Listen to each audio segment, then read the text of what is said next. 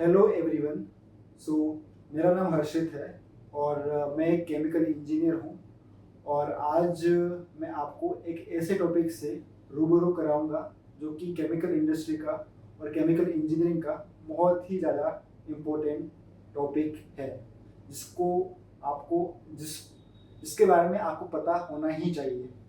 तो उस टॉपिक का नाम है डिस्टिलेशन। तो मैं लिखता हूँ डिस्टिलेशन यहाँ पर, और उसकी डेफिनेशन भी लिखूंगा और समझाऊंगा कि डिस्टिलेशन होता क्या है।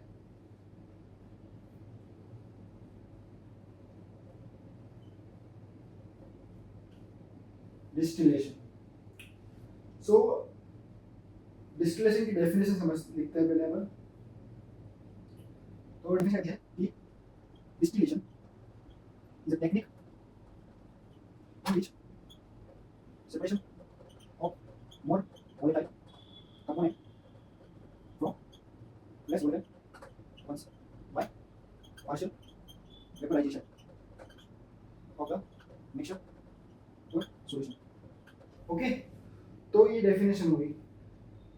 एक बार मैं रीड कर देता हूँ आपके लिए। So distillation is a technique in which separation of more volatile component from less volatile ones by partial vaporization of the mixture or solution।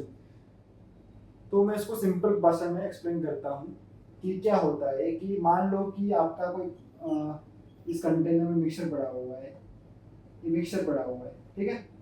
तो इसमें दो कंपोनेंट हैं, ए और बी, ए प्लस बी है, ए और बी है। मान लेते हैं कि ए का जो बॉइलिंग पॉइंट है वो कुछ 50 डिग्री सेल्सियस है, और बी कंपोनेंट है उसका 80 डिग्री सेल्सियस बॉइलिंग पॉइंट है उसका, ठीक है। तो क्या होगा कि अगर मैं इस कंटेनर को हीट करता हूँ हीटर से, तो जब इस जो मिक्सचर है ए प्लस बी का, तो जब यह 50 डिग्री रीच करेगा तो उसमें क्या होगा कि जो आपका ए कंपोनेंट है वह वेपोराइज होगा और वह इस मिक्सचर से निकल के बाहर हो जाएगा, मतलब बाहर निकल जाएगा, मतलब फिर बाद में ओनली बी कंपोनेंट बचेगा। तो इसमें इस केस में क्या हो गया कि जो आपका ए कंपोनेंट है वह आपका मोर वोलेटाइल कंपोनेंट है, मतलब इजीली ही मतलब वेपराइज हो रहा है, मतलब वो इजीली इवेपोरेट हो रहा है, जिसकी टेंडेंसी है लेस टेम्परेचर पे कंपेयर टू बी इवेपोरेशन होने की। तो ये आपका एक मतलब इसको आप डिस्टिलेशन के थ्रू सेपरेट आउट कर सकते हो। तो डिस्टिलेशन कॉलम में क्या होता है कि आपका क्या होगा कि दो कंपोनेंट होंगे या दो से ज़्यादा हो सकते हैं, तो उसमें जिसका बॉइलिंग पॉइंट कंपेयर टू दूसरे कंपोनेंट से अगर कम होगा तो वह उस कंपोनेंट को हम कहेंगे मोर वोलेटाइल कंपोनेंट, जो कि इजीली सेपरेट आउट हो जाएगा उस मिक्सचर से, ठीक है। अगर मान लेते हैं यहाँ पर तीन कंपोनेंट है तो क्या होगा, तीन कंपोनेंट है, इसका मान लेते हैं 100 डिग्री सेल्सियस बॉइलिंग पॉइंट है, तो इसको हीट करेंगे ना, तो क्या होगा, सबसे पहले आपका ए निकलेगा, फिर उसके बाद मतलब सबसे पहले मैं 50 डिग्री टेम्परेचर रीच करूँगा तो मेरा ए निकलेगा। फिर मैं अगर इसका टेम्परेचर 80 डिग्री रीच करता है तो उस टाइम पे मेरा बी निकल जाएगा, और 100 डिग्री पहुँचता है तो आपका सी, मतलब इसको मतलब 100 डिग्री तक, तो 100 डिग्री तक हीट करेंगे ताकि ये ओनली आपका इसका बबल पॉइंट तक पहुंचे। इस टॉपिक की हम बात करेंगे आगे। तो ये बॉटल में बच जाएगा, बाकी दो कंपोनेंट है वो निकल जाएंगे। तो ऐसा ही आपका आपने देखा होगा कि ये कौन सी इंडस्ट्री होती है, ऑयल एंड गैस इंडस्ट्री में, तो यही ऐसा होता है, इसमें मतलब बहुत सारे क्रूड ऑयल में आपके बहुत सारे कंपोनेंट होते हैं, तो उनको डिफरेंट बॉइलिंग पॉइंट पे उसको हीट करते हैं और डिफरेंट स्टेज पे उसको सेपरेट आउट करते हैं as per their boiling point या वोलेटिलिटी, ठीक है। तो आगे बढ़ते हैं। तो आपको समझ में आ गया होगा ना कि क्या होता है मोर वोलेटाइल और less volatile component. Okay, got it. आगे बढ़ते हैं।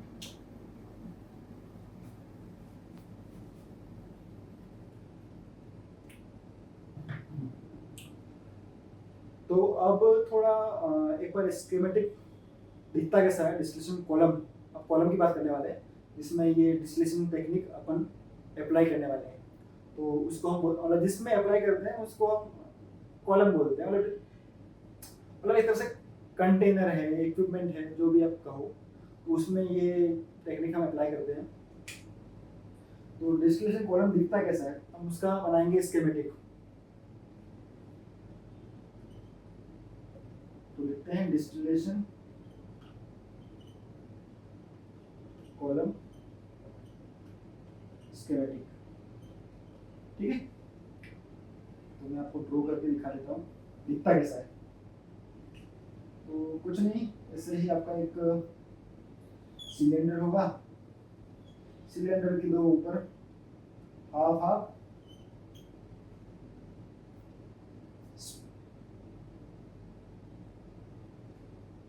दो गोले मार दो इसके ऊपर।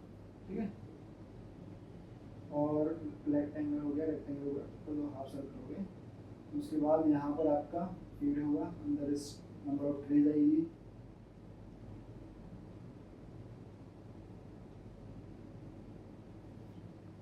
अगर फीड को हीट करना है तो ठीक है, यहाँ से ऊपर से आपके वेपर निकलेंगे। ये आपका कंडेंसर, इसको बोलते हैं कंडेंसर। इसके नीचे आपका आता है रिफ्लक्स ड्रम।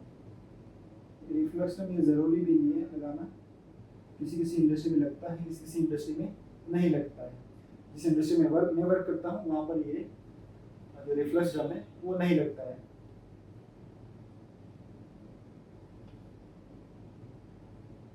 तो यहाँ से निकलता है डिस्प्लेट। ये आपका रिफ्लक्स हो गया,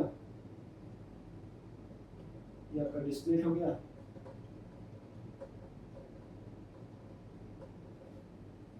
ठीक है, यहाँ से आपका बॉटम लोडर निकलेगा और यहाँ पर आपका री बोलर होगा, जो कि आपका मटेरियल को हीट करके वापस कॉलम में फीड करेगा। ठीक है, और कुछ होता है डिस्टिलेशन कॉलम में। ठीक है, तो ये आपका रिफ्लक्स ड्रम है, ये आपका री बोलर है। ठीक है, तो ये थोड़ा मतलब ऐसा ही बना है, उल्टा पुल्टा बना दिया है। ठीक है, आगे बढ़ेंगे तो थोड़ा और अच्छे से बनाऊंगा मैं। अभी तो मैंने ये थोड़ा स्मॉल सा स्कीमेटिक बनाया है मैंने, थोड़ा इसको समझने में दिक्कत नहीं आनी चाहिए। समझने में दिक्कत आई कोई इशू नहीं है, क्योंकि अभी बस ये इंट्रोडक्शन वीडियो है, उसमें कुछ हम डिस्कस करने वाले हैं नहीं, तो समझते हैं। तो ये आपका डिस्टिलेशन कॉलम है। तो उसमें क्या होता है कि डिस्टिलेशन कॉलम में आपकी अंदर ट्रेज होती है। ये जो दिखाई मैंने ना, ये आपकी ट्रेज है। इसके ऊपर आपका जो ऊपर से आपका डाउन कवर में लिक्विड आएगा। ये लिक्विड एक तो रिफ्लक्स से आएगा लिक्विड यहाँ से, और एक आपका जो फीड है वो फीड से लिक्विड आएगा।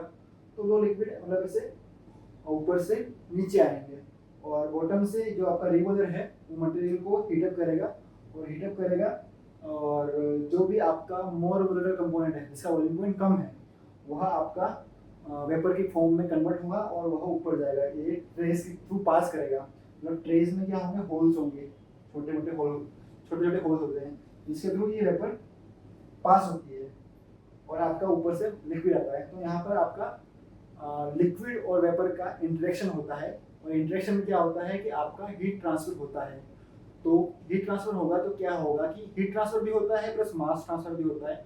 इसमें क्या होगा कि आपका जो अगर लिक्विड में आपका मोर वोलेटाइल कंपोनेंट या जिसका बॉइलिंग पॉइंट कम है, वह उसी टाइम पे लिक्विड से वेपर में कन्वर्ट हो जाएगा और वेपर की फॉर्म में वह चला जाएगा कंडेंसर के पास।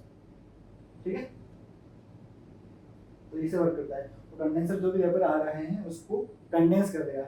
ये आपका गैस फेज में था, तो कंडेंसर क्या करेगा, उसको लिक्विड फेज में लेकर आएगा। और कंडेंसर में डिफरेंट लगती है utility, cooling water, chill water, जो भी आपको फिजिबल लगती है वो हम लगाते हैं। उसके बारे में आगे हम डिस्कस करेंगे, कंडेंसर के बारे में भी। तो आगे की वीडियो आप देखते रहिएगा, बनाऊंगा तो बनाऊंगा ही। ठीक है। और रेगुलर का काम है कि आपके जो बॉटम में मतलब जो फीड आ रहा है उसको हीटअप करना है और इसका जो टेम्परेचर है मेंटेन करना है। ठीक है। और ये अपना फीड हो गया। तो आगे बढ़े, तो आगे बढ़ते हैं। तो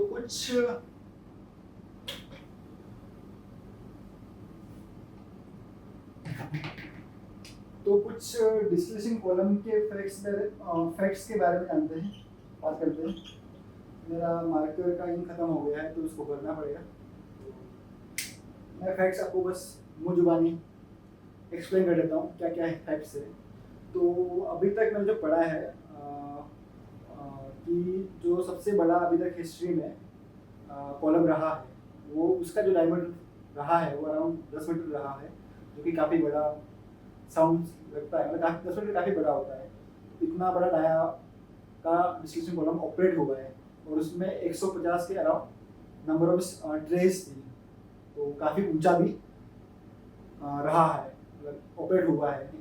मतलब मास ट्रांसफर में सबसे जो ओल्डेस्ट ऑपरेशन है वो डिस्टिलेशन ही है। ठीक है। और जो डिस्टिलेशन कॉलम है वह फर्स्ट आपका ये अलेक्जेंड्रिया जो कि इटली में है वहाँ पर ऑपरेट हुआ था, मतलब वहाँ पर लगा था, जो कि जो एल्कोहलिक बेवरेजेस को प्रिपेयर करने के लिए यूज़ किया गया था। ठीक है। और डिस्टिलेशन कॉलम को work horse of the chemical industry भी कहते हैं, क्योंकि एवरी केमिकल इंडस्ट्री में आपको डिस्टिलेशन कॉलम तो इजीली ही मिल जाएगा, क्योंकि वहाँ डिस्टिलेशन कॉलम आपका जो यूज़ होता है वह मोस्टली आपका सेपरेशन में होता है यूज़। अगर आपका जो प्रोडक्ट है किसी सॉल्वेंट में है या सॉल्वेंट की रिकवरी करनी है तो फिर डिस्टिलेशन कॉलम यूज़ होगा। तो उसके बहुत वाइड यूज़ हैं, जो कि मैं आगे वाले वीडियोस जो आएंगे उसमें मैं एक्सप्लेन करूँगा। तो आज तक के लिए अभी इतना ही। और जो नेक्स्ट टॉपिक है जो हम डिस्कस करेंगे नेक्स्ट वीडियो में, उसका नाम है वेपर लिक्विड इक्विलिब्रियम।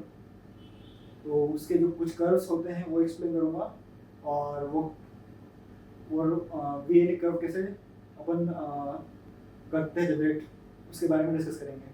ठीक है। तो इस वीडियो में इतना ही आज के लिए। Thank you.